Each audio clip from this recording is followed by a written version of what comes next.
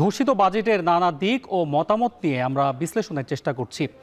এ পর্যায়ে বগুড়া থেকে আমাদের সঙ্গে যুক্ত হচ্ছেন জেলা মশলা আমদানিকারক ব্যবসায়ী সমিতির সভাপতি পরিমল প্রসাদ। পরিমল প্রসাদ, আমাদের এখন জনপদের আয়োজন আপনাকে স্বাগত জানাচ্ছি। আপনার কাছে আমাদের প্রথম যে জিনিসটি জানতে চাচ্ছি সেটা হচ্ছে একজন ব্যবসায়ী নেতা হিসেবে আজকের ঘোষিত বাজেটকে আপনি কিভাবে দেখছেন।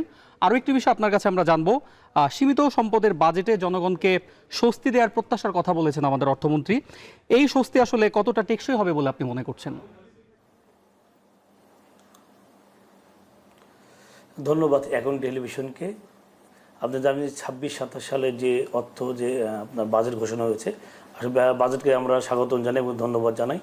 জানেন যে এইবার যে বাজেটটা করা হয়েছে, আপনারা জানেন যে সাধারণ মানুষের কথা চিন্তা করে কিন্তু বাজেটটা করা হয়েছে। আসলে জানেন যে প্রতিটা যে আমাদের যে আমদানি যে পণ্যগুলো আমরা আমদানি করি, যে জিরা মশলা যে আইটেমগুলো রয়েছে, প্রতিটা আইটেমে কিন্তু শুল্ক কমানো হয়েছে। আপনার 5% করে কিন্তু কমানো হয়েছে।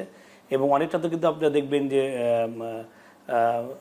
যারা মেডিসিনের যে বিজনেস যারা করছে তাদেরও কিন্তু দেখলাম যে অনেক শুল্ক প্রত্যাহার করেছে। আসলে মানুষের জন্য মাননীয় প্রধানমন্ত্রী, আমাদের বগুড়ার প্রধানমন্ত্রী, উনি ধন্যবাদ জানাই ব্যবসায়ী নেতা হিসেবে ওনাকে, যে উনি খুব সুন্দরভাবে একটা বাজেট পরিবেশন করেছে, জনগণের কথা ভেবে চিন্তা করেছেন।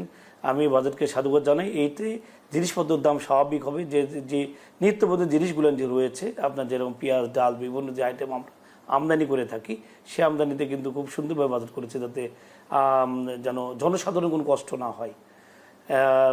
এতে ধরেন আরও কিছু সুবিধা রয়েছে। ধরেন যে যে পরিমাণ প্রত্যেক হচ্ছে, আমি মনে করি জিরাতে আরও কিছু ট্যাক্স কম হলে আরও কিছু ভালো হতো, কারণ জিরা ট্যাক্স অনেকটা বেশি। যাই হোক, যেটা করেছে এতে দাম স্বাভাবিকভাবে আরও কমে আসবে। সাদা এলাচ বলেন, জিরা বলেন, মেথি বলেন, প্রতিটা আইটেমের দাম কিন্তু কমে যাবে। আমাদের আয়োজনে যুক্ত হওয়ার জন্য অসংখ্য ধন্যবাদ।